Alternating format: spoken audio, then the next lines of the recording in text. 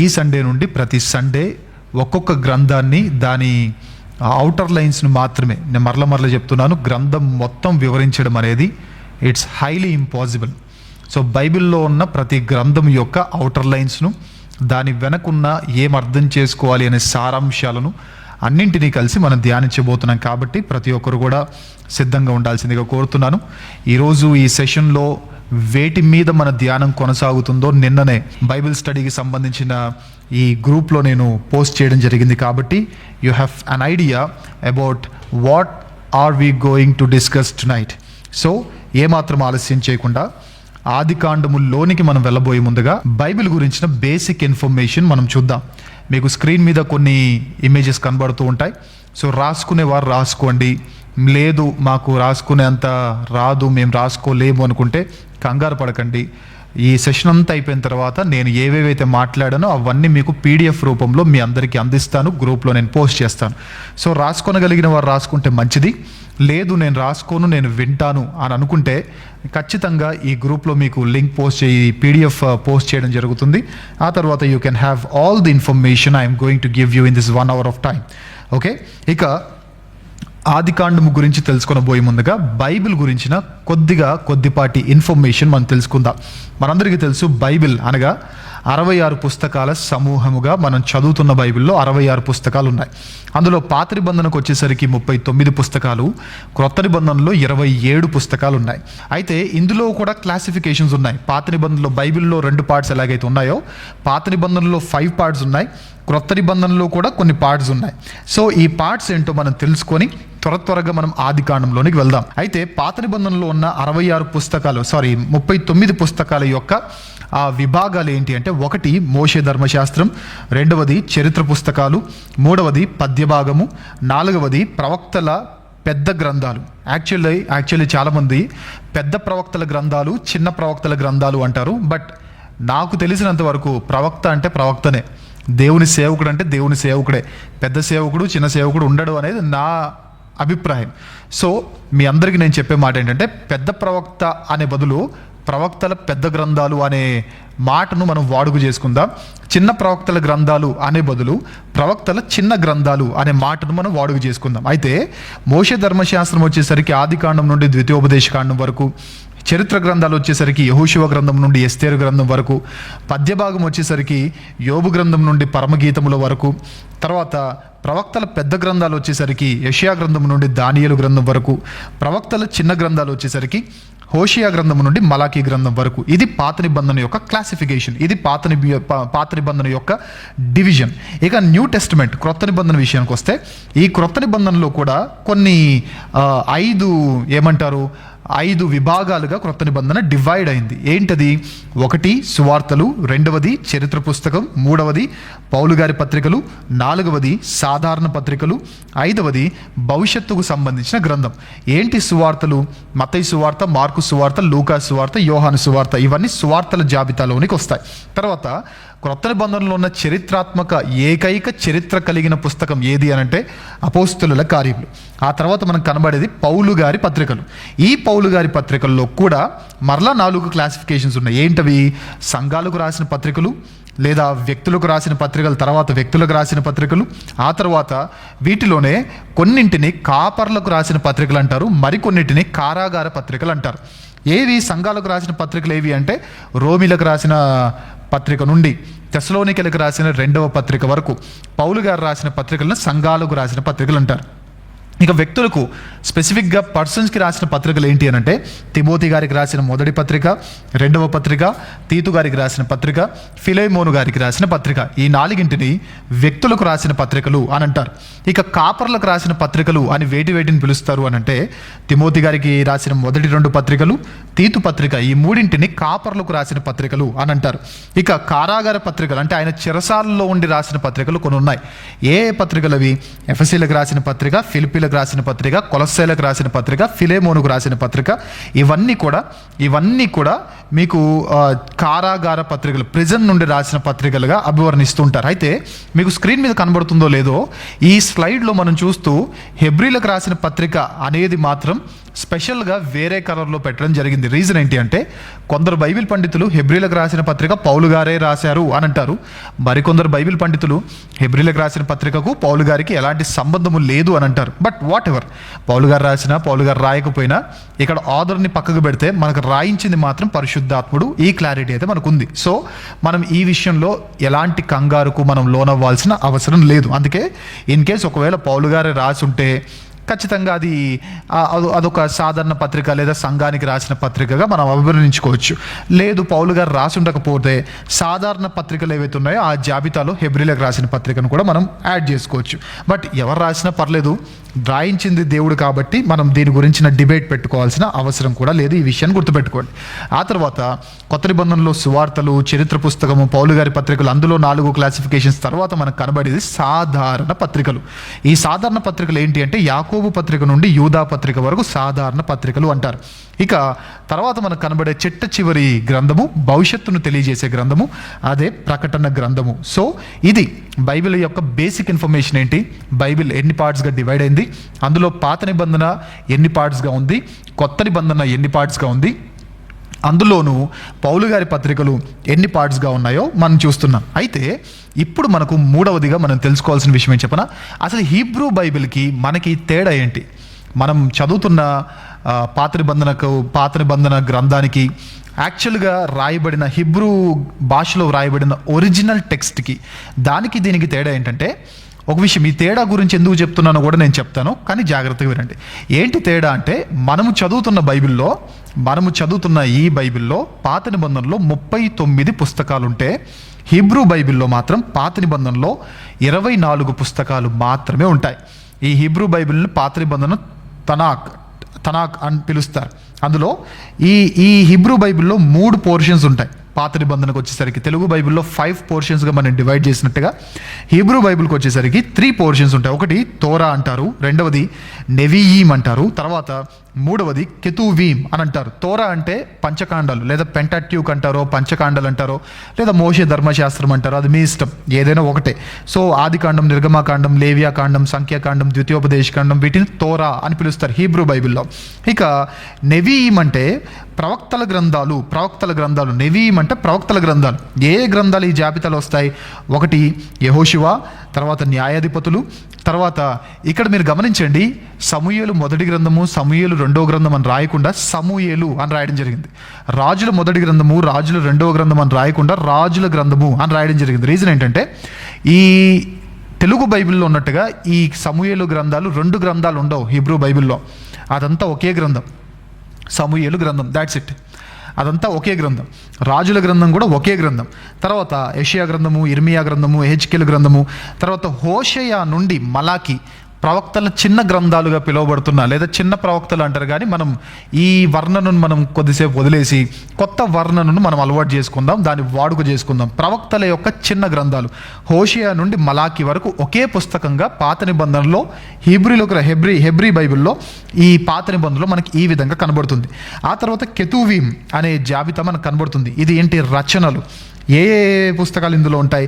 యోబు గ్రంథము, కీర్తనల గ్రంథము, సామెతల గ్రంథము, పరమగీతములు, రూతు, విలాపవాక్యములు, ప్రసంగి, ఎస్తేరు, దానియేలు, ఎజ్రా, నెహెమ్యా ఒకే పుస్తకంగా కనబడుతుంది. మనకి పాత నిబంధనలో మన తెలుగు బైబిల్లో ఎజ్రా వేరే గ్రంథం, నెహెమ్యా వేరే గ్రంథం, తర్వాత సమూయేలు మొదటి గ్రంథం వేరే పుస్తకంగా, తర్వాత రెండవ గ్రంథం వేరు పుస్తకాలుగా కనబడినట్టుగా ఇక్కడ మాత్రం అలా కాకుండా Ezra and Nehemiah both are of same book. తర్వాత దినవృత్తాంతంలో రెండవ గ్రంథం, దినవృత్తాంతం మొదటి గ్రంథము, రెండవ గ్రంథం, ఈ 2 కూడా ఒకే పుస్తకంగా మనకు హీబ్రూ బైబిల్లో కనబడతాయి. అంటే ఒక రకంగా చెప్పాలి అని అంటే, సమూయేలు గ్రంథం మనకు తెలుగు బైబిల్లో 2 గ్రంథాలు, కానీ హీబ్రూలో ఒకటే.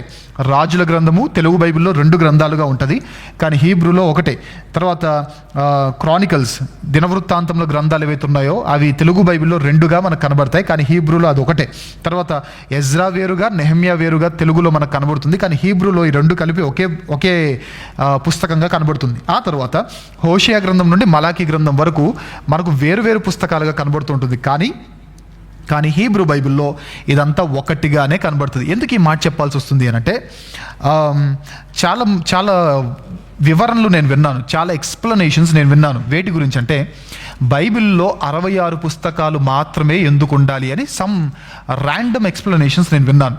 అవి ఏవి కూడా బిబ్లికల్లీ కరెక్ట్ కాదు. ఎందుకనంటే తెలుగు బైబిల్లో ఉన్నట్టుగా హీబ్రూ బైబిల్లో 66 పుస్తకాలు లేవు.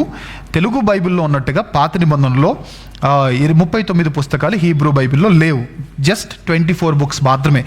మ్యాటర్ అంతా సేమే, కాకపోతే బుక్స్ డివిజన్ అనేది జరగలేదు. ఈ విషయాన్ని మీరు జ్ఞాపకం ఉంచుకోవాలి, ఈ విషయాన్ని ఖచ్చితంగా జ్ఞాపకం ఉంచుకోవాలి. ఇది బైబిల్ గురించిన బేసిక్ ఇన్ఫర్మేషన్. మనకు తెలుగు బైబిల్కి తర్వాత హీబ్రూ బైబిల్కి ఉన్న ఒక చిన్న డిఫరెన్స్ ఏంటి అని అంటే, ఎవరు చెప్పినా మీరు గుడ్డిగా నమ్మకండి. బైబిల్లో 66 పుస్తకాలే ఎందుకు ఉండాలి అని రూల్ ఏం లేదు. 66 పుస్తకాలు మాత్రమే ఉండాలని కూడా రూల్ ఏం లేదు. దాని వెనుకున్న ఎక్స్ప్లెనేషన్స్ అన్నీ కూడా రాంగ్ ఎక్స్ప్లెనేషన్స్ కాబట్టి వాటిని పట్టించుకోనక్కర్లేదు. ఈ విషయాన్ని గుర్తుపెట్టుకోండి. అయితే ఈ పుస్తకాలుగా ఉన్న ఈ పుస్తకాలన్నింటినీ అధ్యాయాలుగా ఎవరు మార్చారు? వచనాలకు ఎవరు మార్చారు? ఎందుకంటే మోషే రాసేటప్పుడు అధ్యాయాలు వచనాలు రాయలేదు, సమూయేలు రాసేటప్పుడు అధ్యాయాలు వచనాలు రాయలేదు, లేదంటే వేరే భక్తులు రాసేటప్పుడు అధ్యాయాలు వచనాలుగా రాయలేదు. సో ఇప్పుడు మనకున్న పెద్ద సమస్య ఏంటంటే అసలు బైబిల్ను అధ్యాయాలుగా వచనాలుగా ఎవరు విభజించారు అంటే, అధ్యాయాలుగా విభజించిన వ్యక్తి పేరు స్టీఫెన్ ల్యాంగ్టన్ అనే వ్యక్తి క్రీస్తు శకం 1227లో అధ్యాయాలుగా బైబిల్ను విభజించడం జరిగింది. ఇక వచనాలుగా ఎవరు విభజించారంటే 6వ శతాబ్దం నుండి 10వ శతాబ్దం వరకు పాత నిబంధనకు సంబంధించి హీబ్రూ లేఖికలు ఎవరైతే ఉంటారో, మసోరెట్లు అని పిలుస్తారు వాళ్ళని, వచనాలుగా మార్చుకుంటూ వచ్చారు. బైబిల్ ఈజీగా అండర్స్టాండ్ అవ్వడం కోసం వాటిని విభజించుకుంటూ వస్తూ వచ్చారు. ఎలా అయితే బుక్స్ని విభజించారో, ఎలా అయితే వాట్ వి సే చాప్టర్స్ని విభజించారో, అలా చాప్టర్స్లో వచనాలుగా కూడా బైబిల్ విభజిస్తూ వచ్చారు. అయితే పాత నిబంధనకు సంబంధించి హీబ్రూ లేఖికులు మసోరెట్లుగా పిలువబడే వారు విభజిస్తే, నూతన నిబంధనను మాత్రం 1551లో రాబర్ట్ ఎస్టియన్ అనే వ్యక్తి కొత్త నిబంధనను వచనాలుగా విభజించడం జరిగింది. సో ఇది బైబిల్ యొక్క బేసిక్ ఇన్ఫర్మేషన్, మనందరికీ తెలియాల్సిన ఇన్ఫర్మేషన్. దీన్ని మీరు మనసులో ఉంచుకొని ఇప్పుడు మనము ఆదికాండంలోనికి వెళ్ళబోయే ముందుగా అసలు బైబిల్ను ధ్యానించే విధానాలు ఏంటో మనం తెలుసుకుందాం. 5వదిగా బైబిల్ను ధ్యానించే విధానం ఏంటో మనం తెలుసుకుందాం. 3 విధానాలు ఉంటాయండి. బైబిల్ను ధ్యానించే విధానాలు 3 రకాలుగా ఉంటాయి. ఒకటి క్రోనలాజికల్ ఆర్డర్ ఆఫ్ బుక్స్, రెండవది క్రోనలాజికల్ ఆర్డర్ ఆఫ్ సీక్వెన్సెస్, రెండవది మూడవది ఫాలోయింగ్ బైబిల్ ఇండెక్స్. ఏంటి వీటి అర్థం ఏంటి? ఒకటేమో ఏ బుక్ అయితే ఫస్ట్ రాయబడిందో దాని ప్రకారంగా ఆ సీక్వెన్స్లో మనం అర్థం చేసుకుంటూ వెళ్ళడం. రెండవదేమో ఏ సందర్భం ఫస్ట్ జరిగిందో ఆ సందర్భానుసారంగా కాలాన్ని బట్టి ఏది ఫస్ట్ జరిగింది, ఏది నెక్స్ట్ జరిగింది, అలా మనం ధ్యానించుకుంటూ వెళ్ళడం. ఇక మూడవది బైబిల్ ఇండెక్స్లో మనకున్న ఆ బుక్స్ లిస్ట్ ఏదైతుందో ఆ లిస్ట్ని ఫాలో అవుతూ ఉండడం. ఎందుకు ఈ మాట చెప్తున్నా అంటే, బైబిల్లో బుక్స్ మనకు ఆర్డర్లో కనబడవు. ఎజ్రా గ్రంథము కీర్తనల గ్రంథానికి ముందు మనకు కనబడుతుంది. కానీ ఎప్పుడో కీర్తనలు జరిగిన చాలా కాలానికి మనకు ఎజ్రా గ్రంథం చరిత్రలో జరుగుతుంది. సో ఆర్డర్లో, క్రోనలాజికల్ ఆర్డర్లో బైబిల్ ఇండెక్స్ అనేది లేదు. సో బైబిల్ని ధ్యానించే విధానాలు ఏంటంటే 3. ఒకటేమో ఏ పుస్తకం ముందు రాయబడింది అనే ఆలోచనలో బైబిల్ని ధ్యానించడం. అయితే రెండవది ఏ సందర్భం ముందు జరిగింది అనే ఆలోచనలో బైబిల్ని ధ్యానించడం. మూడవది బైబిల్లో ఉన్న ఇండెక్స్ని ఫాలో అవడం. మీకు అర్థం కాదని చెప్పాలంటే, ఏ పుస్తకం బైబిల్లో అన్నిటికంటే ముందు రాయబడింది అంటే, మనకు బైబిల్లో ఉన్న ఇండెక్స్ ప్రకారం జెనసిస్ ఫస్ట్లో ఉంటుంది. కానీ ఇన్ఫ్యాక్ట్ బైబిల్లో మొట్టమొదటిగా రాయబడిన గ్రంథం యోబు గ్రంథం. అంటే క్రోనలాజికల్ ఆర్డర్ ఆఫ్ బుక్స్ ప్రకారంగా మనం ధ్యానిస్తూ వెళ్తే ఫస్ట్ మనం యోబు గ్రంథాన్ని చదవాలి. లేదు, క్రోనలాజికల్ ఆర్డర్ ఆఫ్ సీక్వెన్సెస్ ప్రకారం మనం ధ్యానించాలి అంటే ఫస్ట్ జరిగింది సృష్టి కార్యక్రమం. ఆదికాండం 1వ అధ్యాయం నుండి 11వ అధ్యాయం వరకు జరుగుతుంది. ఆ తర్వాత ఆదికాండం 11వ అధ్యాయం నుండి 12వ అధ్యాయం వరకు ఉన్న ఈ గ్యాప్లో యోబు గ్రంథ చరిత్ర జరుగుతుంది. దీన్నే క్రోనలాజికల్ ఆర్డర్ ఆఫ్ సీక్వెన్సెస్ అంటారు. అంటే ఏ సందర్భం ముందు జరిగింది, ఏ సందర్భం తర్వాత జరిగింది, టైం లైన్ని బట్టి. ఇక ఇదంతా కాదు అంటే బైబిల్ ఇండెక్స్ని ఫాలో అవడం. ఇంతకీ ఈ బైబిల్ స్టడీలో మనం దేన్ని ఫాలో అవుతున్నామంటే, ఫస్ట్దా కాదు, సెకండ్దా కాదు, మరి దేన్ని? Just we are following the index that is given in our Bibles. మనం క్రోనాలజికల్ ఆర్డర్ని బుక్స్ ప్రకారంగా కానీ సీక్వెన్సెస్ ప్రకారంగా కానీ ధ్యానించట్లేదు. కానీ బైబిల్లో ఉన్న ఇండెక్స్ని మాత్రమే మనం ఫాలో అవుతున్నాం. ఈ విషయాన్ని గుర్తుపెట్టుకోండి. ఇంతవరకు let me make it very clear. ఇంతవరకు మనం ధ్యానించింది ఏంటంటే బైబిల్ యొక్క బేసిక్ ఇన్ఫర్మేషన్ మీకు చూపించాను. బైబిల్ ఎన్ని పార్ట్స్గా డివైడ్ అయింది, అది పాత నిబంధన ఎన్ని పార్ట్స్గా ఉంది, కొత్త నిబంధన ఎన్ని పార్ట్స్గా ఉంది, ఈ పాత నిబంధనలో కూడా హీబ్రూ బైబిల్ యొక్క పాత నిబంధనకి తర్వాత తెలుగు బైబిల్ యొక్క పాత నిబంధనకు ఉన్న డిఫరెన్సెస్ ఏంటి, ఇవన్నీ మనం చూసాం. బుక్స్గా ఉన్న దాన్ని అధ్యాయాలుగా ఎవరు విభజించారో చూసాం. అధ్యాయాలుగా ఉన్న దాన్ని వచనాలుగా ఎలా విభజించడం జరిగిందో, ఎవరు ఈ పనులు చేశారో, ఎవరు ఈ విషయాన్ని ఈ వచనాలుగా డివైడ్ చేశారో మనం చూసాం. ఇక బైబిల్ ధ్యానించే విధానాలు ఏవి అంటే 3 ఉన్నాయి. అందులో ఈరోజు మనం మొదటి దాన్ని ఓటేయట్లేదు, రెండవ దాన్ని కూడా మనం కంటిన్యూ చేయట్లేదు. Just we are following the index of the Bible కాబట్టి జాగ్రత్తగా విందాం. ఇక ఏ మాత్రం ఆలస్యం చేయకుండా let us dive into the book of Genesis. Be ready to understand the book of Genesis. అసలు జెనసిస్ దేని గురించి మాట్లాడుతుంది, ఈ రచయిత ఎవరు, రచనా కాలం ఏంటి, ఏం తెలియజేస్తుంది, ఈ గ్రంథం ఎన్ని సంవత్సరాలను సూచిస్తుంది, అసలు బైబిల్ ప్రకారంగా 6000 సంవత్సరాలు అనే మాట నిజమేనా, ఈ గ్రంథం నుంచి మనం ఏం నేర్చుకోవాలి, ఈ గ్రంథంలో ఉన్న పోలికలు ఏంటి, ఈ గ్రంథంలో ఉన్న ప్రవచనాలు ఏంటి, ఈ గ్రంథం దేని గురించి ఎక్కువగా మాట్లాడుతుంది, ఏ భూభాగంలో ఈ గ్రంథ చరిత్ర జరిగింది, ఇదంతా మనకు తెలియాలంటే we should definitely dive into the book of Genesis. కాబట్టి జెనసిస్లోని వెళ్ళిపోదాం. జెనసిస్ ఇది బైబిల్లో మనకు కనబడుతున్న ఫస్ట్ బుక్. ఇందులో 50 అధ్యాయాలు ఉన్నాయి, 1553 వచనాలు మనకు కనబడుతున్నాయి. ఇందులో మెయిన్ వచనం వచ్చేసరికి 15వ అధ్యాయం. రాసుకోండి, ఇందులో మెయిన్ వచనంగా, ఇంపార్టెంట్ వచనంగా మీరు ఏదైనా భావించాలి అని అంటే అది 15వ అధ్యాయాన్ని ఇంపార్టెంట్ వచనంగా భావించాలి. ఇక ఇందులో ఈ బుక్, ఈ స్పెసిఫిక్ బుక్ ఏదైతే ఉందో జెనసిస్, ఆదికాండం అనే ఈ పుస్తకం ఎన్ని సంవత్సరాల కాలాన్ని సూచిస్తుంది అంటే 20,000 సంవత్సరాల నుండి 25,000 సంవత్సరాల కాలాన్ని సూచిస్తుంది. ఐ రిపీట్, 20,000 సంవత్సరాల నుండి 25,000 సంవత్సరాలను ఈ ఆదికాండం అనే బుక్ మనకు సూచిస్తుంది. సో ఈ విషయాన్ని మనం గుర్తుపెట్టుకుందాం, ఈ విషయాన్ని ఖచ్చితంగా గుర్తుపెట్టుకుందాం. దీని గురించి తర్వాత మాట్లాడుకుందాం. ఇప్పుడు ఆదికాండం రచయిత ఎవరో, ఈ ఆదికాండం ఎవరు, ఏ కాలంలో రాశారో, ఏం తెలియజేస్తుందో ఇవన్నీ మనం చూద్దాం. మీకు ఒక స్లైడ్ కనపడుతుంది చూడండి. ఇందులో మీకు అంత ఇన్ఫర్మేషన్ అంతా మీకు పొందుపరచడం జరిగింది. అందులో రచయిత, ఈ ఆదికాండాన్ని రాసింది ఎవరు అంటే మోషే గారు ఆదికాండాన్ని రచించారు. చాలామంది బైబిల్ పండితులు యాక్సెప్ట్ చేశారు. చాలామంది ఎర్లీ చర్చ్ ఫాదర్స్ అందరూ ఆదికాండాన్ని రాసిన రచయిత మోషే అని ధృవీకరించడం కూడా జరిగింది. ఇక బిబ్లికల్గా మనం వెళ్ళాలి అని అంటే మోషే గురించి భక్తుడు పౌలు గారు చెప్పిన ఒక మాట జస్ట్ రాసుకోండి. కొరింథీయులకు రాసిన మొదటి పత్రిక 6వ అధ్యాయము 16వ వచనంలో ఈ మాట మోషే చెప్పాడు అని ఏ మాట గురించి అయితే ఉందో అది కేవలం ఆదికాండంలో మాత్రమే కనబడుతుంది. వారిద్దరూ ఏక శరీరులై ఉందురు అనే మాట ఆదికాండంలో కనబడుతుంది. కాబట్టి దీన్ని బట్టి ఆదికాండము మోషే గారే రచించారు అని మనకు అర్థమవుతుంది. అయితే ఒక డౌట్ రావచ్చు మీకు, ఏంటి ఆదికాండం జరిగేటప్పుడు మోషే లేనప్పుడు మోషే ఎలా చెప్తాడు ఆదికాండం గురించి అనే డౌట్ వస్తే ఒక జనరల్ ఎగ్జాంపుల్ చెప్తాను, ఒక బిబ్లికల్ ఎక్స్ప్లెనేషన్ కూడా ఇస్తాను.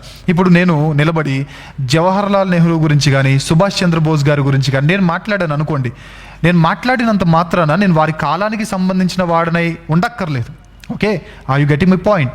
నేను ఒక భగత్ సింగ్ గారి గురించి కానివ్వండి, లేదా హిట్లర్ గురించి కానివ్వండి, లేదా ఇంకెవరి గురించి అయినా కానివ్వండి మాట్లాడాను అనుకోండి, ఎప్పుడో 200 years క్రితం బ్రతికిన వారి గురించి మాట్లాడాను అనుకోండి, నేను మాట్లాడినంత మాత్రాన, వారి గురించి చెప్పినంత మాత్రాన, వారి గురించి ప్రస్తావించినంత మాత్రాన, లేదా వారి హిస్టరీ నేను చెప్పినంత మాత్రాన it doesn't mean that I do belong to their time. Okay, ఇది మీకు అర్థమైతే మోషే గారు చెప్పినంత మాత్రాన మోషే గారు అక్కడ ఉండాల్సిన అవసరం లేదన్న విషయం మీకు అర్థం కావాలి. This is the general example. ఇక బిబ్లికల్ ఎగ్జాంపుల్కి వస్తే మోషేకి ఎలా తెలిసింది? సింపుల్ థింగ్, దైవావేశము వలన కలిగిన ప్రతిలేఖనము అన్నారు. దేవుడు రాయించాడు కాబట్టి, దేవుడు చెప్పాడు కాబట్టి రాశాడు. మరి దేవుడు ఉన్నాడంటే దేవుడు లేని టైం అంటూ ఏది లేదు. He is out of dimension of time డైమెన్షన్స్కి బయట ఉన్నవాడు దేవుడు. అంటే ఆయనకి ఆది లేదు, అంతం లేదు. కాబట్టి ఆయన తర్వాతే టైం అనేది స్టార్ట్ అయింది. కాబట్టి ఆయన చెప్పడం, మోషే రాయడం జరిగింది. కాబట్టి that's not a debatable topic. అయితే రచయిత గురించిన అవగాహన మనకి ఎందుకు ఉండాలి అని అంటే కొన్ని సందర్భాల్లో రచయిత ఎవరో తెలియకపోతే బైబిల్ అపార్థమయ్యే అవకాశం ఉంది. కొన్ని సందర్భాలు, అన్ని సందర్భాల్లో కాదు, కొన్ని సందర్భాల్లో. ఫర్ ఎగ్జాంపుల్ ఆదికాండాన్ని మనం చదివేటప్పుడు 4వ అధ్యాయంలో నోదు దేశంలో కయ్యను కాపురం ఉన్నాడు అని అంటారు. కానీ భూమి దేశాలుగా విభాగింపబడింది 10వ అధ్యాయంలో. చాలామంది దీన్ని కౌంటర్గా ఏదో ఒక కాంట్రడిక్షన్గా చూపించి ఆదికాండంలో భూమి విభాగింపబడింది ఏదో 10వ అధ్యాయంలో విభాగింపబడితే 4వ అధ్యాయంలోనే నోదు దేశం అని ఎలా రాశారు అని చాలామంది ప్రశ్నించారు. సో దీన్ని బట్టే ఇలాంటి చిన్న చిన్న అపార్థాలు జరగకుండా ఉండాలి అంటేనే మనకు రచయిత ఎవరో తెలియాలి. అందుకే రచయిత మోషే అని మనకి ఎప్పుడైతే అర్థమైందో, ఈ రచయిత ఈ రచన చేసే టైంకి కయీను వెళ్ళి స్థిరపడిన ప్రాంతం నోదు దేశముగా అప్పటికి ప్రాచుర్యంలో ఉంది కాబట్టి డైరెక్ట్గా నోదు దేశం అని రాశారు. ఇంకో విషయం చెప్పాలి అని అంటే, నిర్గమకాండంలో యెహోవా అనే పేరు ఎవ్వరికి తెలియదు.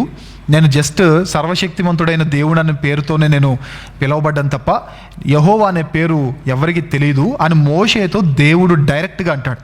కానీ ఆదికాండము 4వ అధ్యాయము చివరి మాటలు చూస్తే, ఎనోషు పుట్టిన తర్వాత అప్పుడు యెహోవా నామమున ప్రార్థన చేయుట ఆరంభమైంది అని అంటారు. అంటే ఏంటి? యెహోవా అనే పేరు మోషేకి తప్ప ఇంకెవరికి తెలియనప్పుడు ఆదికాండంలో యెహోవా అనే పేరు ఎలా వచ్చిందంటే, ఆ టైంకి వారు ఎవరినైతే ప్రార్థిస్తున్నారో ఆయన్ని యెహోవా అంటారన్న విషయం మోషేకు తెలుసు కాబట్టి డైరెక్ట్గా ఆయన నేమ్ని మెన్షన్ చేయడం జరిగింది, జస్ట్ లైక్ నోదు దేశాన్ని మెన్షన్ చేసినట్టుగా. సో రచయిత గురించిన కొన్నిసార్లు రచయిత గురించి తెలియకపోతే ఇలాంటి కొన్ని విషయాలు అపార్థం చేసుకునే ఆ ప్రమాదం ఉంది. అయితే ఇది రచించబడిన కాలం ఏంటంటే క్రీస్తు పూర్వం 1446 నుండి 1406, ఈ 40 సంవత్సరాల గ్యాప్లో ఎప్పుడో కానీ మోషే గారు రాసి ఉండొచ్చు. అయితే ఈ గ్రంథం అసలు ఏం తెలియజేస్తుంది? ఈ గ్రంథాన్ని చదివేటప్పుడు నాకేం తెలుస్తుంది, అసలు ఏం తెలియజేస్తుంది? ఈ గ్రంథాన్ని చదవడం బట్టి నాకు వచ్చే జ్ఞానం ఏంటంటే, Genesis speaks about the beginning of everything except God. Genesis ఆదికాండము అనేది ప్రతి ఒక్క ఆరంభాల గురించి చెబుతుంది, దేవుని ఆరంభం తప్ప. రీజన్ ఏంటంటే దేవునికి ఆరంభం లేదు. భూమి గురించి, సృష్టి గురించి, మానవుడు గురించి, జాతుల గురించి, పాపం గురించి, ఫ్యామిలీ గురించి, భాషల గురించి, జంతువుల గురించి, మరణం గురించి, శాపం గురించి, వ్యవస్థ గురించి, పరిశ్రమల గురించి, మతాచారాల గురించి, ప్రవచనాల గురించి, ఆజ్ఞ గురించి, వివాదం గురించి, శిక్ష గురించి, దేశాల గురించి, సంగీతం గురించి ఈ ఆదికాండము ఆరంభాల గురించి తెలియజేస్తుంది. అది మాత్రమే కాదు, మొట్టమొదటిసారిగా కాపరెవరు, మొట్టమొదటి తల్లిదండ్రులు ఎవరు, మొట్టమొదటి జంతువు మాట్లాడడం ఎక్కడ జరిగింది, మొట్టమొదటి హంతకుడు ఎవరు, మొట్టమొదటిగా దేవునితో నడిచిన వ్యక్తి ఎవరు, మొట్టమొదటిగా నగర నిర్మాణాలు ఎక్కడ జరిగాయి, మొట్టమొదటి ఖైదీ ఎవరు, మొట్టమొదటిసారిగా జీతానికి కుదుర్చుకున్న ఒప్పందం ఏంటి, ఇవన్నీ కూడా ఆదికాండం మనకు తెలియజేస్తుంది. అంటే it speaks about beginning of each and everything that we see today except the beginning of God, because God has got no beginning and no ending. He is alpha and omega. ఆయన సర్వశక్తిమంతుడు, ఆయనకు ఆది అంతము లేదు కాబట్టి, ఆయనకు beginning లేదు కాబట్టి, except God's beginning, Genesis gives us information about each and every individuals, each and every situations beginning in this book. So ఈ బుక్ని నేను చదవడం వల్ల నాకు తెలిసేది ఏంటి అని అంటే, అన్నిటి ఆరంభాలు మనకు తెలుస్తాయి, మొట్టమొదటిగా ఏం జరిగిందో మనకు తెలుస్తాయి. అందుకే ఈ పుస్తకానికి ఈ పేరు ఇవ్వడం కూడా దాని రీజన్ కూడా అదే, అన్ని ఆరంభాలు తెలియజేస్తున్నారు కాబట్టే దీన్ని ఆదికాండము అని పిలవడం జరిగింది. హీబ్రూలో ఈ గ్రంథాన్ని బెరీషీత్ అంటారు, గ్రీక్లోకి వచ్చేసరికి జెనిసియోస్ అని పిలుస్తారు. ఎందుకు? దీని యొక్క అర్థం ఏంటంటే ఇది ఆరంభాల గురించి తెలియజేస్తుంది అని అర్థం. నిజమా? ఎస్, నిజమే. కాబట్టి ఈ గ్రంథం ఈ చదవడం బట్టి నాకేం తెలుస్తుంది అంటే అన్ని ఆరంభాల గురించి తెలుస్తాయి. ఇంకా కొంచెం ముందుకెళ్తే ఈ గ్రంథం ఎన్ని సంవత్సరాలను సూచిస్తుంది? That's the main question tonight. ఎన్ని సంవత్సరాలను సూచిస్తుంది అంటే, ఇంతకుముందు చెప్పాను, 20 నుండి 25,000 సంవత్సరాలను సూచిస్తూ ఉంటుంది ఈ గ్రంథం. 20 నుండి 25,000 సంవత్సరాలను ఈ గ్రంథం సూచిస్తుంది. అందులో దాని గురించి పూర్తిగా చెప్పబోయే ముందుగా అసలు ఆదాము నుండి ఒక్కొక్కరికి ఎంత గ్యాప్ ఉంది, ఏజ్ గ్యాప్ ఎంత ఉందో చూద్దాం. ఆదాము నుండి షేతుకు 130 సంవత్సరాలు, షేతు నుండి నోవహుకు 926 సంవత్సరాలు, నోవహు నుండి జలప్రలయానికి 600 సంవత్సరాలు, జలప్రలయం నుండి అబ్రహాముకు 292 సంవత్సరాలు, అబ్రహాము నుండి ఇస్సాకుకు 100 సంవత్సరాలు, ఇస్సాకు నుండి యాకోబుకు 60 సంవత్సరాలు, యాకోబు నుండి యోసేపుకు 70 సంవత్సరాలు, యోసేపు నుండి యాకోబు ఐగుప్తుకు వెళ్ళే ఆ టైం వరకు 30 నుండి 40 సంవత్సరాలు పట్టింది. అంటే వీళ్ళు ఒకరి తర్వాత ఒకరు ఎన్ని ఇయర్స్ జరిగిందో మనం వింటూ ఉన్నాం. అయితే ఆదాము నుండి ఎన్ని ఇయర్స్ జరిగింది అని ఒకవేళ ఎవరైనా అడిగితే, ఆదాము నుండి జరిగిన ఇన్ఫర్మేషన్ ఏంటి అంటే, ఆదాము నుండి నోవహు వరకు 1056 ఇయర్స్ జరిగింది. ఆదాము నుండి నోవహు వరకు 1056 ఇయర్స్ జరిగింది. ఆదాము నుండి ఫ్లడ్ ఏదైతే జలప్రలయం ఉందో ఆ జలప్రలయం వరకు 1656 ఇయర్స్ జరిగింది. తర్వాత ఆదాము నుండి ఇస్సాకుకు 2048 సంవత్సరాలు జరిగింది. ఆదాము నుండి యాకోబుకు 2108 అంటే 2108 సంవత్సరాలు జరిగింది. ఆదాము నుండి యోసేపు వరకు 2179 సంవత్సరాలు జరిగింది. ఆదాము నుండి యోసేపు మరణం వరకు 2309 సంవత్సరాలు జరిగింది. అయితే ఒక మాట చెప్తాను, ఇక్కడ ఇన్ఫర్మేషన్ ఏదైతే ఇచ్చామో అది బైబిల్ ప్రకారంగా ఉన్న ఇన్ఫర్మేషన్ మాత్రమే. కానీ ఒక విషయం చెప్పి నేను ముందుకు సాగుతాను. ఎందుకనంటే ఈ మధ్యకాలంలో సృష్టి విధానం గురించి మాట్లాడుతూ 6000 సంవత్సరాలే అయింది అని అంటున్నారు కదా. నిజంగా భూమి పుట్టి 6000 సంవత్సరాలే అయిందా అని అంటే కాదు. బైబిల్లో ఎక్కడ ఆ మాట లేదు. దీని గురించి పూర్తిగా నేను ముందు నేను తెలియజేస్తాను. కాకపోతే ఒక్క విషయం గుర్తుపెట్టుకోండి, అబ్రహాము నుండి నేటి వరకు 4000 సంవత్సరాలు అయింది. కానీ ఆదాము నుండి అబ్రహాముకు మనం జనరల్గా రాసుకోవడానికి 2000 ఇయర్స్ అని రాసుకుంటున్నాం. కానీ ఇంకా ఎక్కువ కూడా జరుగుండొచ్చు. ఎందుకంటే బైబిల్లో కొన్నిసార్లు జీనియాలజీస్ విషయంలో, వంశావళి విషయానికి వచ్చేసరికి అందరిని రాయాలని రూల్ ఏం లేదు. ఫర్ ఎగ్జాంపుల్ మీకు అర్థం కావాలంటే ఈ యూదుల భాషా సరళి ఎలా ఉంటుందంటే తాతగారు కూడా మనవని కొడుకు అని పిలుస్తాడు. మీకు అర్థం కావడానికి మత్తయి సువార్త 1వ అధ్యాయం 1వ వచనం చదివితే అబ్రహాము కుమారుడైన దావీదు కుమారుడైన యేసుక్రీస్తు వంశావళి అంటాడు. జనరల్గా బైబిల్ గురించి ఏం తెలియని వాడు చదివితే ఏమనుకుంటాడు తెలుసా? అబ్రహాం 1వ తరం, దావీదు 2వ తరం, 3వ తరం ప్రభువే. సో వీళ్ళ ముగ్గురికి మహా అంటే 200 సంవత్సరాల గ్యాప్ ఉంటుందేమో అనుకుంటారు. ఎందుకు ఈ మాట చెప్తానంటే అప్పుడప్పుడు వంశావళిలో అందరినీ ప్రస్తావించకుండా స్కిప్ చేసే అవకాశం కూడా ఉంటుంది. కాబట్టి ఆదాము నుండి అబ్రహాము వరకు ఎన్ని సంవత్సరాలు మనం చెప్పలేం, అంత కరెక్ట్గా మనం చెప్పలేం. మరి ఆల్రెడీ మీరు చెప్పారు కదా, ఇలా ఉంది అని చెప్పారు కదా అంటే జస్ట్ ఉన్నదాన్ని మనం అంచనా వేసుకుంటే 2000 సంవత్సరాలు అనుకుంటాం. కానీ బిబ్లికల్గా నిజంగా ఉన్నట్టుగా వంశావళులు అన్నీ మిస్ చేయకుండా వచ్చారా? గ్యారెంటీ లేదు. ఇన్ కేస్ మిస్ అయి ఉంటే మాత్రం ఇంకా ఎక్కువ సంవత్సరాలు ఉండే అవకాశం ఖచ్చితంగా ఉంది. ఈ విషయాన్ని మీరు గుర్తుపెట్టుకోండి. సో ఇంతవరకు మనం కవర్ చేసిన విషయాలు ఏంటి? బైబిల్ గురించిన బేసిక్ ఇన్ఫర్మేషన్ తెలుసుకున్నాం. ఆదికాండం గురించిన బేసిక్ ఇన్ఫర్మేషన్ మీ ముందుంచాను. తర్వాత రచయిత ఎవరో చూసాము. తర్వాత రచన కాలం ఏంటి, ఈ గ్రంథం చదవడం బట్టి నాకు అర్థమయ్యేది ఏంటి, ఈ గ్రంథం అసలు ఏం తెలియజేస్తుంది, ఈ గ్రంథం ఎన్ని సంవత్సరాలను సూచిస్తుంది అనే విషయాలను మనం చూసాం. ఇప్పుడు ఈ గ్రంథ చరిత్ర ఏ భూభాగాల్లో జరిగింది ఇది మనకు తెలియాలి. ఈ గ్రంథ చరిత్ర ఏ భూభాగాల్లో జరిగిందో మనకు తెలియాలి. ఏ భూభాగాల్లో జరిగిందంటే 3 భూభాగాల్లో జరిగింది. 3 భూభాగాల్లో జరిగింది. ఏంటవి? 1వ అధ్యాయం నుండి 11వ అధ్యాయం వరకు మెసొపొతేమియా నాగరికత అంటారు. మెసొపొతేమియా నాగరికత ఈ మెసొపొతేమియా ప్రాంతంలో జరిగింది. 1500 మైళ్ళ విస్తీర్ణంలో 20,000 సంవత్సరాల కాలాన్ని 1 నుండి 11 అధ్యాయాల ఈ చాప్టర్స్ అన్ని, ఈ సమూహం లేదా ఈ 11 అధ్యాయాలు 20,000 సంవత్సరాలను సూచిస్తున్నాయి. 1500 మైళ్ళ విస్తీర్ణంలో ఉన్న మెసొపొతేమియా ప్రాంతంలో ఈ 1 నుండి 11 అధ్యాయాల చరిత్ర జరిగింది. ఇక రెండవదిగా 12వ అధ్యాయం నుండి 36వ అధ్యాయం వరకు 12వ అధ్యాయం నుండి 36వ అధ్యాయం వరకు ఇజ్రాయేలు భూభాగంలో జరిగింది.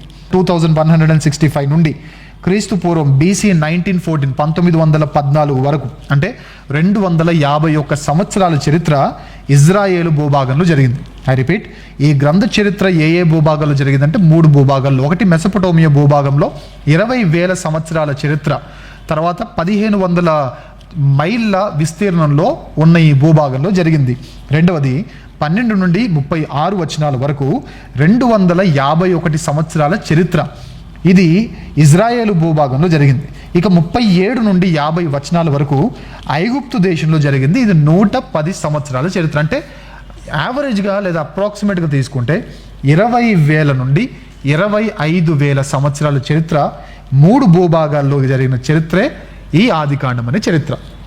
So this is basic information about Genesis. ఇప్పుడు ఈ గ్రంథాన్ని విభజిద్దాం. అసలు ఎక్కడెక్కడ దేని గురించి ఆదికాండం మాట్లాడుతుంది, ఈ గ్రంథాన్ని విభజిద్దాం. అందులో మొదటి 2 అధ్యాయాలు సృష్టి విధానం గురించి మాట్లాడితే 3 నుండి 5 అధ్యాయాలు మనిషి పతనం గురించి మాట్లాడుతున్నాయి.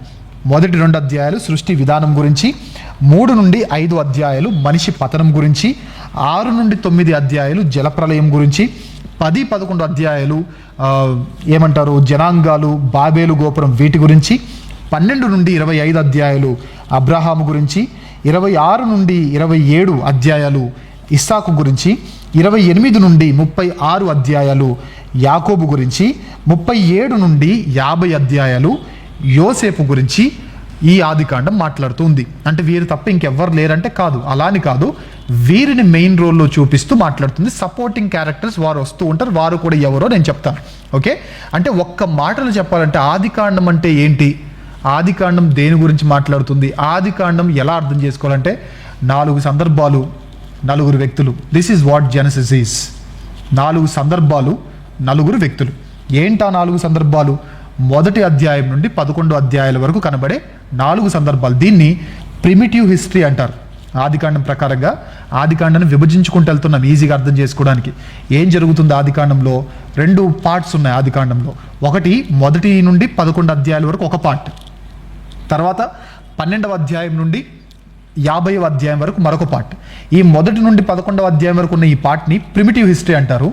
12 నుండి 50 అధ్యాయాల వరకు ఉన్న పార్ట్ని పేట్రియార్కల్ హిస్టరీ అని అంటారు.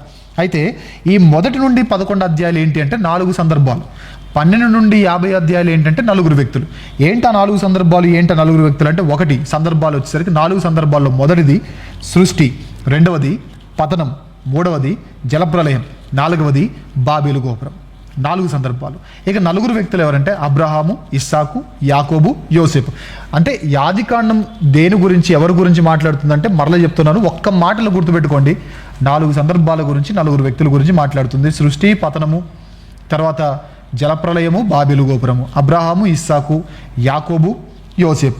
అలా అన్నంత మాత్రాన వేరే వాళ్ళ గురించి మాట్లాడలేదు అంటే మాట్లాడుతుంది. వీళ్ళ చుట్టూ తిరిగే క్యారెక్టర్స్ కొన్ని ఉంటాయి. అందుకే మీకు స్క్రీన్ మీద కనబడుతుంది అనుకుంటున్నాను, ముఖ్యమైన వ్యక్తుల జాబితా మీకు ఉంచాను. అందులో ఆదాము, హవ్వ, ఏదైతే రెడ్ కలర్లో నేను పేర్లలో మీకు మెన్షన్ చేశానో వారు నెగటివ్ క్యారెక్టర్స్ బైబిల్లో, ఆదికాండంలో. సో ఈ 4 వ్యక్తుల చుట్టూ తిరిగి, 4 సందర్భాల చుట్టూ తిరిగే వ్యక్తులు కానీ, ప్రదేశాలు కానీ, జనాంగాల గురించి కానీ ఆదికాండం మనకు వివరిస్తుంది. ఏంటవి? ముఖ్యమైన వ్యక్తులకు వచ్చేసరికి ఆదాము, హవ్వ, కయ్యను, హేబేలు, ఎనోషు, హనోకు, మెతుషెల, నోవహు, నిమ్రోదు, అబ్రహాము, షారా, లోతు, అబీమెలకు, దమస్కు, ఎలియాజరు, ఇస్సాకు, రిబ్కా, ఏషావు, యాకోబు, లాబాను, లేయా, రాహేలు, దీనా, మిల్కీసెదకు, అనా, రూబేను, షిమ్యోను, లేవి, యూదా, తామారు, జబూలును, ఇస్సాకారు, దాను, గాదు, ఆషేరు, నఫ్తాలి, ఎఫ్రాయిము, మనషే, బెన్యామీను, యోసేపు. వీరందరి గురించి కూడా, వీరందరూ సపోర్టింగ్ క్యారెక్టర్స్గా, మెయిన్గా అయితే వాళ్ళ 4 వీరు చుట్టూ తిరుగుతుంది. మెయిన్గా అయితే ఆ 4 సందర్భాలు, 4 వ్యక్తులు, వారి చుట్టూ తిరుగుతున్న చిన్న చిన్న క్యారెక్టర్స్గా వచ్చిపోయే వ్యక్తులు వీరు. అదేవిధంగా మెయిన్గా ఈ 4 వ్యక్తులు, 4 సందర్భాల మధ్య వచ్చే ప్రదేశాలు కూడా కొన్ని ఉన్నాయి. ఏంటవి? ఏదెను తోట, నోదు దేశము, బాబేలు గోపురము, తర్వాత అరారోతు పర్వతాలు, ఊరు, హారాను, మోరె దగ్గరనున్న సింధూర వృక్షము, కనాను, మక్పేల గుహ, దీన్నే హెబ్రోను అంటారు, బేతేలు, ఐగుప్తు, రామసేసు, బేతేలుకు హాయికి మధ్య ప్రదేశము అని ఉంటుంది. ఈ ప్రదేశాలు కూడా ఈ 4 వ్యక్తుల చుట్టూ తిరుగుతూ ఉంటాయి, లేదా ఈ ప్రదేశాల చుట్టూ ఈ చరిత్ర అంతా జరుగుతూ ఉంటుంది. ఈ తర్వాత ఈ 4 సందర్భాలు, 4 వ్యక్తుల మధ్యలో మనకు కనబడే జనాంగాలు ఎవరెవరు అంటే వీరు కనానీయులు, హిత్తీయులు, అమోరీయులు, పెరిజ్జీయులు, యెబూసీయులు, గిర్గాషీయులు, హివ్వీయులు, ఫిలిస్తీయులు, ఐగుప్తీయులు, అషూరీయులు, ఏలామీయులు, అరామీయులు, మోయాబీయులు, అమ్మోనీయులు, ఇష్మాయిలీలు, మిద్యానీయులు, ఏదోమీయులు, కేనీయులు, కెనిజ్జీయులు, కద్మోనీయులు, రెఫాయియులు, జూజీయులు, ఏమీయులు, హోరీయులు, సీదోనీయులు, గెరారీయులు. వీళ్ళందరూ జనాంగాలుగా కనబడుతున్నారు. సో ఆదికాండం ఏంటి? అన్ని ఆరంభాలు తెలియజేస్తూ 4 సందర్భాలను, 4 వ్యక్తులను గురించి మెయిన్గా చెబుతూ, ఈ 4 సందర్భాలు, 4 వ్యక్తులు చుట్టూ జరుగుతున్న వ్యక్తుల యొక్క సమాచారాన్ని ఇస్తుంది. వారు ఏ ప్రదేశాల్లో జరిగిన చరిత్ర గురించిన సమాచారం ఇస్తుంది.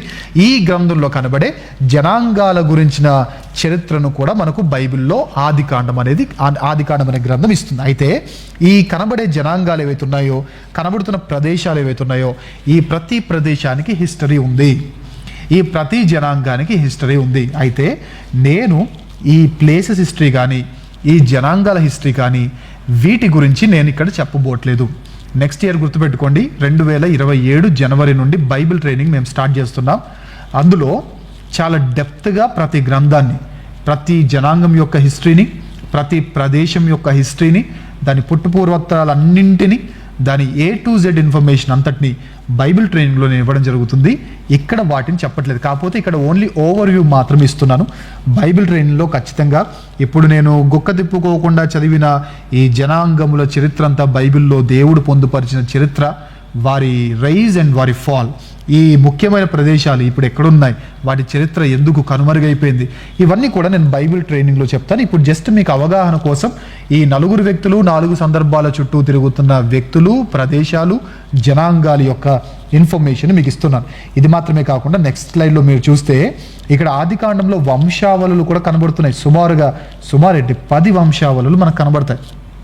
ఆదికాండంలో 10 వంశావళులు మనకు కనబడతాయి. ఎవరెవరివి?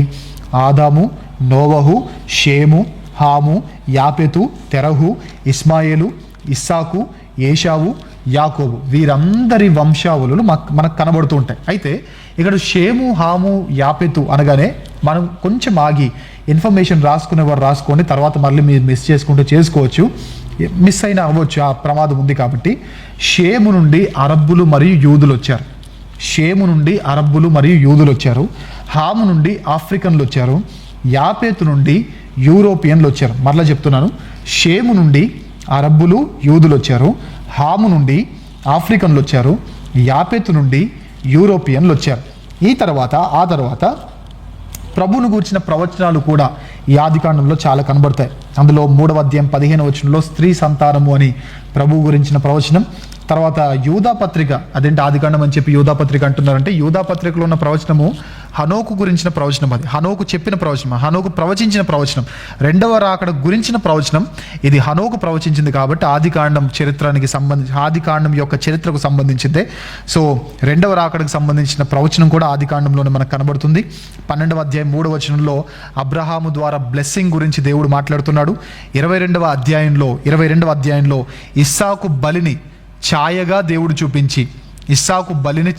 దేవుడు చూపిస్తూ దేవుడు ఏమంటారు, మనకు ఒక రకమైన ప్రవచనాన్ని దేవుడు ముంగుర్తుగా చూపిస్తున్నాడు.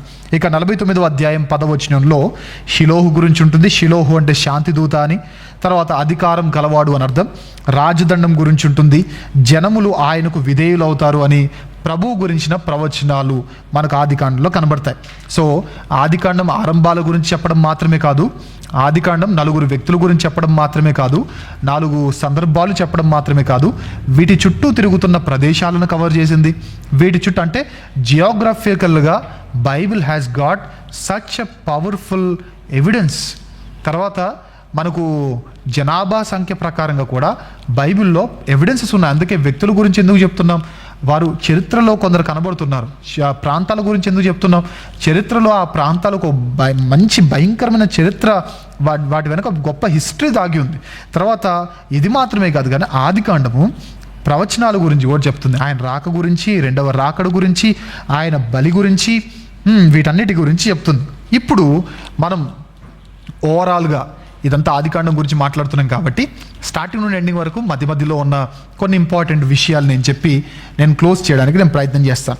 అయితే ఇంతవరకు మనం చూసింది ఏంటి, బేసిక్ ఇన్ఫర్మేషన్స్ చూస్తూ దేని గురించి మాట్లాడింది, ఉన్న వ్యక్తులు ఎవరు, ఉన్న ప్రాంతాలు ఏంటి, తర్వాత ఉన్న వంశావళులు ఏంటి, ఉన్న ప్రవచనాలు ఏంటి, ఇవన్నీ చూసాం. ఇప్పుడు 1వ అధ్యాయం నుండి 50వ అధ్యాయం వరకు మెయిన్ టాపిక్స్ అన్ని కవర్ చేసుకుంటూ ముందుకెళ్ళిపోదాం. అందులో ఒకటి సృష్టి విధానం.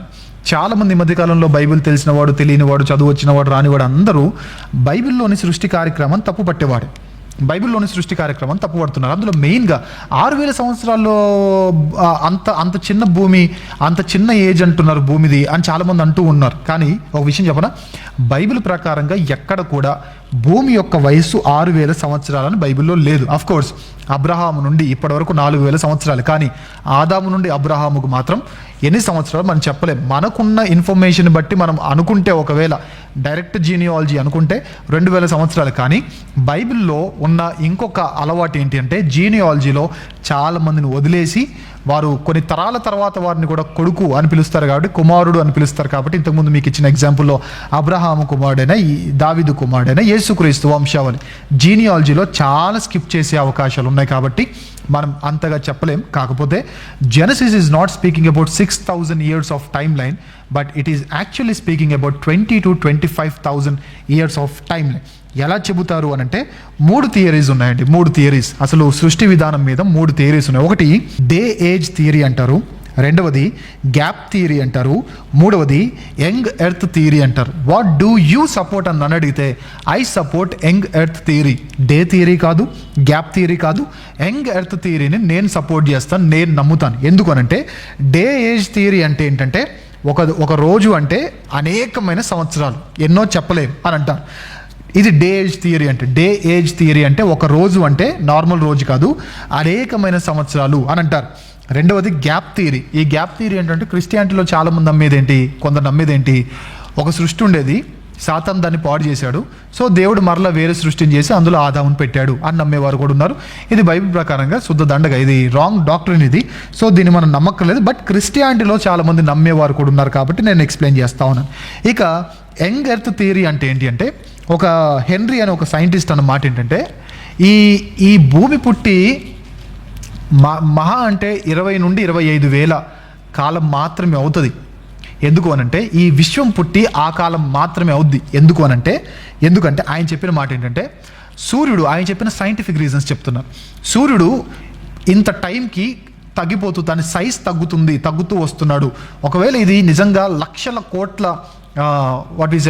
కోట్ల పూర్వమైందైతే ఇప్పటికీ సూర్యుడి సైజ్ మరీ చాలా తగ్గిపోయేది. బట్ అంత తగ్గకుండా చాలా పెద్దగానే ఉన్నాడు కాబట్టి అంత కాలం జరిగి ఉండకపోవచ్చు అనేది నా అభిప్రాయం అని ఆ సైంటిస్ట్ అన్నాడు. అది మాత్రమే కాకుండా ఆయన చెప్పిన రెండవ సైంటిఫిక్ ఫార్ములా ఏంటి అని అంటే, చంద్రుని మీద కాస్మిక్ డస్ట్ అనేది చాలా తక్కువగా ఉంది. ఒకవేళ మీరన్నట్టుగా బిలియన్ల సంవత్సరాలే గనక అయి ఉంటే, ఎన్నో కోట్ల సంవత్సరాలే కనుక అయి ఉంటే, ఆ కాస్మిక్ డస్ట్ ఎంతగా పేరుకొని పోయేదంటే ఒక మనిషిని కూడా లోపల ముంచేసుకునేంతగా పేరుకొని పోయేది. బట్ అంత డస్ట్ లేదు. అంటే ఈ థియరీ అంతా, ఈ క్రియేషన్ అంతా ఒక యంగ్ క్రియేషన్ మాత్రమే అని ఆయన అభిప్రాయం. ఆయన చెప్పే మాట 20 నుండి 25 సంవత్సరాల వరకు మాత్రమే అవుతుంది అని చెప్తాడు, which is actually Bible also supporting that. Bible కూడా అదే చెప్తుంది. దాని గురించి పూర్తి వివరణలు నేను బైబిల్ ట్రైనింగ్లో ఇస్తాను. నిజమేనా, ఇది ఎంతవరకు నమ్మొచ్చు, దీని వెనుకున్న ఆధారాలు ఏంటి, సైంటిఫిక్ రీజన్స్ ఏంటి, ఇవన్నీ నేను బైబిల్ ట్రైనింగ్లో నెక్స్ట్ ఇయర్ నేను చెప్పేటప్పుడు ఖచ్చితంగా ప్రతి సైంటిఫిక్ ఎవిడెన్స్ని మీ ముందు ఉంచుతాను. జస్ట్ మీకు అర్థం కావడానికి జస్ట్ ఒక ట్రైలర్ లాగా ఈ మాటలు చెప్తున్నాను. అయితే మీకు డౌట్ రావచ్చు, మరి చాలా కోట్ల సంవత్సరాల క్రితం దొరికిన ఫాజిల్స్ అంటున్నారు, తర్వాత ఎన్నో లక్షల సంవత్సరాల క్రితం దొరికింది అంటున్నారు, మరి దాని సంగతి ఏంటి అని మీరు అడిగితే, దేవుడు ఎక్కడ కూడా సృష్టిని బాల్యదశ నుండి చేయలేదు. మీకు అర్థం కాదని చెప్తున్నాను. ఇప్పుడు నన్ను చూపించి, లేదా మంచి ఎదిగిన ఒక వ్యక్తిని చూపించి, ఈ వ్యక్తి యొక్క వయసు ఎంత ఉండొచ్చు అంటే జనరల్గా ఒక 30 అలా ఉండొచ్చండి అని చెప్తారు. ఇప్పుడు ఆదాము కూడా సేమ్ మనలానే సృష్టించబడ్డాడు, బాల్యం లేదు ఆదాముకి.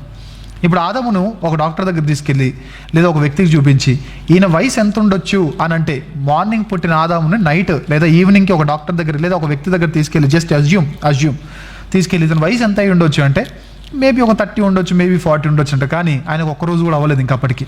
అంటే ఏం చెప్పడానికి ప్రయత్నిస్తున్నారంటే, దేవుడు ఎప్పుడు కూడా సృష్టిని ప్రారంభ దశ నుండి చేయలేదు. ఒక చెట్టును మీరు తీసుకున్నారనుకోండి, ఒక చెట్టును మనం దాని ఏజ్ తెలియాలంటే దాని బ్రాంచ్ మనం నరికేస్తే దానిలో ఉంటాయి రిపుల్స్ ఉంటాయి, దాని చుట్టూ రౌండ్గా అవి ఉంటాయి చూసారా, ఎన్ని రౌండ్లు ఉంటే అన్ని ఇయర్స్ అని అర్థం. చెట్టు యొక్క ఏజ్ని అలా క్యాలిక్యులేట్ చేస్తారు. దేవుడు చేసిన చెట్లు ఎలా ఉంటాయి అంటే, ఎలాంటివంటే ఒకేసారి పెద్ద చెట్లను చేశాడు. ఇన్ కేస్ సృష్టించబడిన రోజే చెట్టును నరికి చూస్తే ఎన్నో వేల సంవత్సరాల క్రితం చేయబడినట్టుగానే ఉంటాయి. అంటే నేను ఏం చెప్తానంటే, దేవుడు బాల్య దశలో ఉన్న సృష్టిని చేయలేదు కాబట్టి ఇప్పుడున్న వాడు దాన్ని చూసి ఎన్నో కోట్ల సంవత్సరాల క్రితం అని అనుకోవడంలో ఆశ్చర్యం లేదు, అలా అనుకున్న తప్పేం లేదు. ఎందుకంటే దేవుడు చేయడమే డైరెక్ట్ మెచ్యూర్డ్ స్టేట్లో ఉన్న సృష్టిని చేశాడు, నాట్ ఒక చైల్డ్హుడ్లో ఉన్న సృష్టిని మాత్రం చేయలేదు. ఈ విషయాన్ని గుర్తుపెట్టుకోండి. అండ్ చాలామంది అనే మాట ఏంటంటే, బైబిల్లో ఉన్న దీన్ని తప్పుపడుతూ, లేదు ఒక పెద్ద పేలుడు జరిగింది, దేవుడు సృష్టి కలగజేయలేదు. ఈ మధ్యకాలంలో ఒక ఆయన వెటకారంగా కూడా మాట్లాడిన మాట, ఆకాశం కలుగునుగాక అంటే కలిగిద్దా ఏంటి, ఆటో వాడి పిలిస్తే రావట్లేదు, ఆర్టీసీ బస్సు పిలిస్తే రావట్లేదు, సంథింగ్ ఏదో మాట్లాడాడు. ఆర్టీసీ బస్సు దేవుడు కాదు కదా, ఆటో వాడు దేవుడు కాదు కదా పిలిస్తే రావడానికి. దేవుడు పిలిస్తే ఖచ్చితంగా వస్తాయి.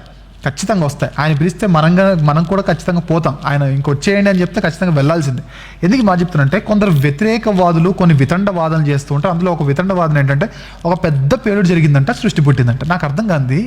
ఇప్పుడు ఒక బాంబు పెడదాం, ఒక బాంబు తీసుకుందాం, ఆ బాంబు పెడదాం, పెద్దగా ఎక్స్ప్లోజన్ అయిపోయిన తర్వాత ఉన్న బిల్డింగ్ కూలిపోద్దా, లేని బిల్డింగ్ పుట్టుకొని వస్తుందా?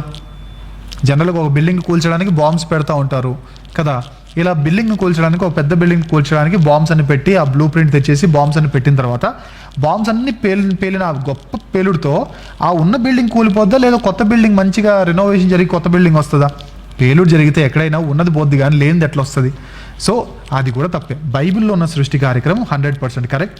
దీని వెనుకున్న సైంటిఫిక్ ఎవిడెన్సెస్ ఏంటి, దీని వెనుకున్న సైన్స్ ఏంటి, దీన్ని ఎవ్వరూ కాదనలేని విధంగా నేను బైబిల్ ట్రైనింగ్లో చెప్పబోతున్నాను. జస్ట్ ఇప్పుడు మాత్రం మీకు ఈ విధమైన జస్ట్ కొంచెం ఇన్ఫర్మేషన్ మాత్రమే ఇస్తున్నాను. అయితే ఈ క్రియేషన్ విషయంలో క్రైస్తవుల్లోనే కొందరుకున్న అవగాహన ఎలాంటిదంటే, ఒకరోజు 6 దినాల సృష్టి అనగానే ఒకరోజు అంటే 24 గంటలుగా భావించే క్రైస్తవులు ఉన్నారు. ఒకరోజు అంటే 1000 సంవత్సరాలుగా భావించే క్రైస్తవులు ఉన్నారు.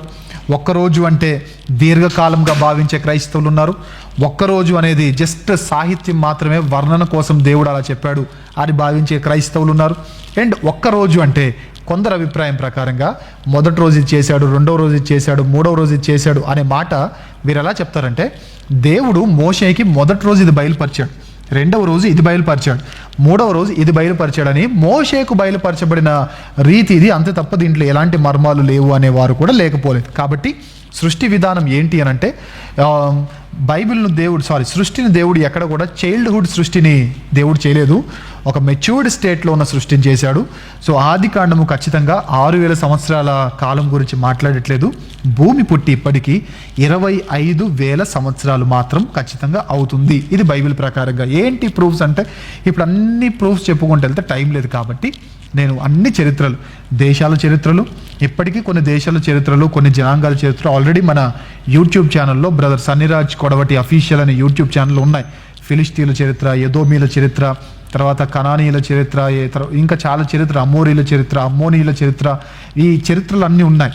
తర్వాత యేసుక్రీస్తు ప్రభులు వారి శిష్యుల చరిత్రలు, తర్వాత మాదీయ పారసిక చరిత్ర, బబులోను చరిత్ర, ఇవన్నీ చరిత్రలు కూడా చాలా ఇప్పటికే నేను చెప్పడం జరిగింది. కానీ వాటిని మించిన డెప్త్తో బైబిల్ ట్రైన్లో నేను ఖచ్చితంగా చెప్తాను. ఈ జనాంగాల చరిత్ర కానీ, వంశావళిలో ఉన్న గ్యాప్ ఏంటి అని కానీ, లేదా 20,000 సంవత్సరాల నుండి 25,000 సంవత్సరాలు మాత్రమే అని ఎందుకు నొక్కి చెప్తున్నామో దాని వెనుకున్న సైన్స్ ఏంటో కానీ, దాని వెనుకున్న బిబ్లికల్ ఇన్ఫర్మేషన్ ఏంటి కానీ, ఇవన్నీ నేను నెక్స్ట్ ఇయర్లో బైబిల్ ట్రైన్లో చెప్పడం జరుగుతుంది. కాబట్టి ఆ విషయాన్ని మీరు గమనించండి. ఇది ఆదికాండలో మనం చూస్తున్న విషయాలు, సృష్టి నుంచి వస్తూ ఉన్నాం. అయితే ఈ సృష్టిలో గమనించాల్సిన మెయిన్ పాయింట్ ఏంటంటే, దేవుడు 6 దినాలు సృష్టిని చేశాడు కదా. ఫస్ట్ 3 దినాలు క్రియేట్ చేశాడు, నెక్స్ట్ 3 దినాలు ఫిల్ చేశాడు. అర్థం చేసుకోండి, ఫస్ట్ 3 దినాలు క్రియేట్ చేశాడు అంటే ఒకటేమో ఆకాశాన్ని చేశాడు, ఒకటేమో వెలుగుని చేశాడు, ఒకటేమో ఆకాశం చేశాడు, తర్వాత భూమిని చేశాడు. ఇవన్నీ క్రియేషన్. తర్వాత దేవుడు ఏం చేస్తూ వచ్చాడు, వాటిని ఫిల్ చేసుకుంటూ వచ్చాడు. ఆకాశాన్ని ఫిల్ చేశాడు, నీటిని భూమిని ఫిల్ చేశాడు, తర్వాత నీటిని ఫిల్ చేశాడు, తర్వాత భూమిని ఫిల్ చేశాడు. అలా 3 రోజులేమో క్రియేట్ చేస్తూ ఉన్న దేవుడు, నెక్స్ట్ 3 రోజులు మాత్రం ఫిల్ చేసుకుంటూ వచ్చాడు. ఇది సృష్టి గురించిన బేసిక్ ఇన్ఫర్మేషన్. ఇప్పుడు మనము ముందుకు వస్తూ ఉంటే మనకు బైబిల్లో ఆదాము, నోవహు, తర్వాత అబ్రహాము, ఇస్సాకు, యాకోబు, యోసేపు, ఈ మెయిన్ క్యారెక్టర్స్ని యేసు ప్రభువుతో పోల్చడానికి పోలికలు కొన్ని ఉన్నాయి. ఆ పోలికలు మనం చూద్దాం ఈ సమయంలో. ఆదాముకు యేసు ప్రభువుకు ఒకవేళ పోలికలు చూడాలి అని అంటే స్క్రీన్ మీద కనబడుతుందా? క్లియర్గా కనబడితే మీరందరూ చూస్తుండండి. ఆదాముకు యేసు ప్రభువుకు ఉన్న పోలికలు ఏంటి అంటే, ఆదాము మొదటి ఆదాముగా పిలువబడితే, మొదటి మనిషి మొదటి ఆదాము, ప్రభువు మాత్రం కడపటి ఆదాముగా పిలువబడ్డాడు. ఇక్కడ ఆదాము నుంచేమో పాపము, ప్రభు ద్వారా రక్షణ. ఆదాము అవిధేయత వల్ల శాపము, ఆ ప్రభు యొక్క విధేయత వల్ల ఆశీర్వాదం. ఆదాము వల్ల మరణము, ప్రభువు వల్ల నిత్య జీవితం. ఆయన కుడిపక్క నుండి హవ్వ సృష్టించబడితే ఈ యేసుక్రీస్తు ప్రభువుల వారి ప్రక్కలో గాయముతో ఆయన చనిపోయాడనే వార్త ధృవీకరించబడి అక్కడి నుండి సంఘ స్థాపన జరిగింది. ఇది ఆదాముకు ప్రభువుకున్న పోలికలు లేదా వ్యత్యాసాలు అనుకోవచ్చు. ఇప్పుడు నోవాహుకు యేసు ప్రభువుకు ఉన్న ఈ చిన్న డిఫరెన్సెస్ అండ్ కొన్ని పోలికలు కూడా చూద్దాం. నోవహు నీతిమంతుడైతే ప్రభు సంపూర్ణ నీతిమంతుడు. నోవహు ఓడ ద్వారా రక్షిస్తే ప్రభు శిలువ ద్వారా రక్షించాడు. నోవహు జలప్రలయం నుండి రక్షిస్తే ఈయన యేసుక్రీస్తు ప్రభులు వారు పాపపు తీర్పు నుండి రక్షించారు. నోవహు ఓడలో ఉన్న వారు మాత్రమే రక్షించబడింది ఎంత వాస్తవమో, క్రీస్తులో ఉన్న వారు మాత్రమే రక్షించబడతారు అనేది అంత వాస్తవం. నోవహు క్రొత్త జీవితానికి మార్గం చూపిస్తే యేసుక్రీస్తు ప్రభులు వారు క్రొత్త సృష్టికి మార్గాన్ని చూపించారు. ఇక అబ్రహాముకు యేసు ప్రభు వారికి ఉన్న పోలికలు ఏంటంటే, అబ్రహాము అనేక జనములకు తండ్రి, యేసు ప్రభు వారు ఆత్మీయ జనములకు తండ్రి, యెషయా గ్రంథం 9వ అధ్యాయం 6వ వచనం ప్రకారంగా. తర్వాత అబ్రహాము దేవుని పిలుపుకు విధేయత చూపిస్తే యేసుక్రీస్తు ప్రభులు వారు దేవుని చిత్తానికి సంపూర్ణ విధేయతను చూపించారు. అబ్రహాము తన కుమారుని అర్పించడానికి సిద్ధపడితే తానే బలిగా అర్పించబడ్డానికి సిద్ధమయ్యాడు యేసుక్రీస్తు ప్రభులు వారు. అబ్రహాము గారు విశ్వాసులకు మాదిరిగా ఉంటే యేసుక్రీస్తు ప్రభులు వారు విశ్వాసానికి కర్త. ఆయన మాదిరి మాత్రం కాదు, కర్త కూడా. అబ్రహాము ఆశీర్వాదానికి సాధనంగా ఉంటే యేసుక్రీస్తు ప్రభులు వారు ఆశీర్వాదానికి మూలంగా ఉన్నారు. ఇక ఇస్సాకుకు యేసు ప్రభు వారికి ఉన్న ఈ డిఫరెన్సెస్ అండ్ కొన్ని పోలికలు చూద్దాం. ఈయనది అద్భుతమైన జన్మ అయితే యేసు ప్రభు వారిది కన్యక జన్మ, ఇద్దరిది అద్భుతమైన జన్మమే. ఈయన ప్రియ కుమారుడే, ఆయన ప్రియ కుమారుడే. ఈయన బలిగా తీసుకువెళ్ళబడ్డాడు, యేసు ప్రభు వారు కూడా బలిగా మారడానికి వచ్చారు. ఇస్సాకు తన బలి కట్టెలు తానే మోసాడు, యేసుక్రీస్తు ప్రభులు వారు శిలువ తానే మోసాడు. ఈయన మరణం నుండి తిరిగి లేపబడినట్లుగా భావించబడ్డాడు, ఆయన వర్ణించబడ్డాడు. కానీ యేసు ప్రభు వారు నిజంగా మరణించారు, నిజంగానే మరణం నుండి తిరిగి లేపబడ్డాడు. ఇక యాకోబును, అక్కడ స్పెల్లింగ్ మిస్టేక్ పడింది. యాకోబుకు యేసు ప్రభు వారికి ఉన్న ఆ వ్యత్యాసం కానీ లేదా కొన్ని పోలికలు ఏంటి అంటే, పరలోకానికి మార్గాన్ని చూశాడు నిచ్చెన ద్వారా, ఆ నిచ్చెన అనే మార్గాన్ని చూశాడు యాకోబు, కానీ ప్రభువే పరలోకానికి మార్గం. ఈయన క్రొత్త నామాన్ని పొందాడు యాకోబు, కానీ క్రొత్త జీవితాన్ని ఇచ్చాడు ప్రభువు. లాబాను క్రింద నుండి కుటుంబాన్ని బయటకు తెచ్చాడు యాకోబు. పాపం బానిసత్వం కింద నుండి తన ప్రజలను బయటికి తెచ్చాడు ప్రభువు. కాపరిగా చేశాడు, నిజమైన కాపరిగా ఉన్నాడు యేసు ప్రభు వారు. ఆశీర్వాదం పొందాడు యాకోబు, ఆశీర్వాదాన్ని ఇచ్చాడు యేసుక్రీస్తు ప్రభులు వారు. ఇక చివరిగా ఈ పోలికల్లో యోసేపుకు యేసు ప్రభు వారికి ఉన్న కొన్ని పోలికలు చూస్తే, ఇద్దరూ తండ్రి ప్రేమించిన కుమారులే, ఇద్దరూ సహోదరుల ద్వారా తృణీకరించబడిన వారే, ఇద్దరు వెండికి అమ్మివేయబడిన వారే, ఇద్దరు యూదా అనే వ్యక్తి ద్వారా అమ్మివేయబడిన వారే, ఇద్దరి గురించిన చెడ్డ సాక్ష్యాలు చెప్పారు, అబద్ధ సాక్ష్యాలు చెప్పారు. ఇద్దరు నేరస్తులతో ఉన్నారు, అందులో ఒకరు రక్షించబడ్డారు, ఇంకొకరేమో మరణించారు. ఇద్దరు 30 సంవత్సరాల్లోనే మెయిన్ మినిస్ట్రీని స్టార్ట్ చేశారు, మెయిన్ జీవిత ప్రయాణాన్ని స్టార్ట్ చేశారు. ఇద్దరు ప్రపంచానికి ఆకలి తీర్చే సాధనంగా మారిపోయారు. ఇద్దరికి ఒక కొత్త పేరు ఇవ్వబడింది. ఇద్దరు అగాధము నుండి సింహాసనానికి చేరారు. ఇది ఆదికాండంలో ఇంతవరకు మనం చూసిన ఇన్ఫర్మేషన్. ఆదికాండం దేని గురించి మాట్లాడుతుంది? ఆదికాండంలో మనం చూసిన ఇన్ఫర్మేషన్ ఏంటి అంటే, ఇంతవరకు మనం చూసింది బిబ్లికల్ ఇన్ఫర్మేషన్ చూసాం. ఆదికాండం దేని గురించి మాట్లాడుతుందో చూసాం, దీని రచయితలు ఎవరో చూసాం, ఎన్ని సంవత్సరాల చరిత్రను తెలియజేస్తుందో చూసాం, ఈ గ్రంథ విభజన గురించి మనం చూసాం. ఈ గ్రంథము ఎవరి చుట్టూ తిరుగుతుంది అంటే, నాలుగు సందర్భాలు, 4 వ్యక్తుల చుట్టూ తిరుగుతుంది. అలా తిరుగుతూ కొన్ని ప్రాంతాలను కవర్ చేసింది, కొన్ని ప్రవచనాలను కవర్ చేసింది, కొన్ని వంశావళులను కవర్ చేసింది, కొందరు వ్యక్తులను కవర్ చేసింది, కొన్ని జనాంగాలను కూడా కవర్ చేసింది. వాటి చరిత్ర అంతా నేను బైబిల్ ట్రైన్లో మీ ముందు ఉంచుతాను. తర్వాత సృష్టి క్రమంలో చాలామంది ఆదికాండాన్ని పాయింట్అవుట్ చేసేవారు ఉన్నారు. అంత అవసరం లేదు. చాలామంది ఈ మధ్యకాలంలో ఒక చిన్న కాంట్రడిక్షన్కి మాత్రం నేను ఆన్సర్ చెప్పి ముందుకెళ్తాను. ఈ మధ్యకాలంలో చాలామంది అడుగుతున్నారు కదా, 4వ రోజున సూర్యుడు వస్తే 3వ రోజు భూమి ఎలా వచ్చింది అని చాలామంది అంటున్నారు కదా. నేను అడుగుతున్నాను, ఎవరైనా సరే ఈ క్వశ్చన్ అడిగితే ఆ క్వశ్చన్ అడిగిన వాడిని బట్టి ఆన్సర్ చేయండి. ఇన్ కేస్ ఆ క్వశ్చన్ అడిగింది ఒక నాస్తికుడు అయితే అతనికి ఒక రకమైన ఆన్సర్ చేయండి.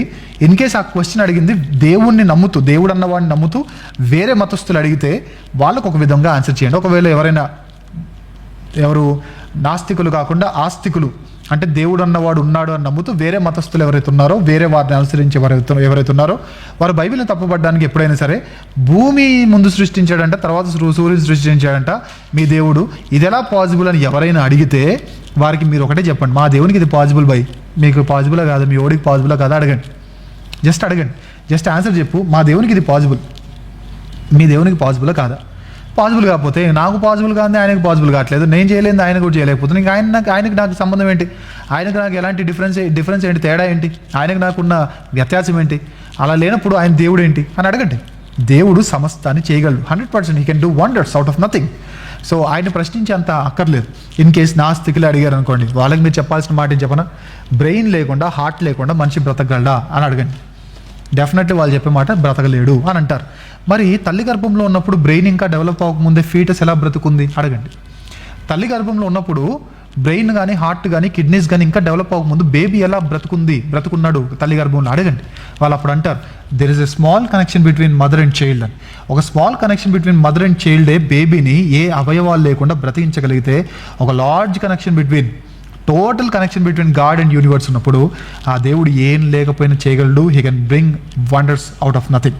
సో ఎవరైనా వేరే మతస్థులు అడిగితే చెప్పాల్సిన ఆన్సర్ ఒకటి చెప్పండి, ఎవరైనా నాస్తికులు అడిగితే చెప్పాల్సిన ఆన్సర్ ఇంకొకటి చెప్పండి. ఇంకా ఆదికాండం ఒక విషయం చెప్పాలంటే బైబిల్ అంతటిలో మనకి ఎక్కువగా వేదనలకు గురవుతున్న గ్రంథం ఆదికాండం, పాయింట్అవుట్ చేయబడుతున్న గ్రంథం ఆదికాండం.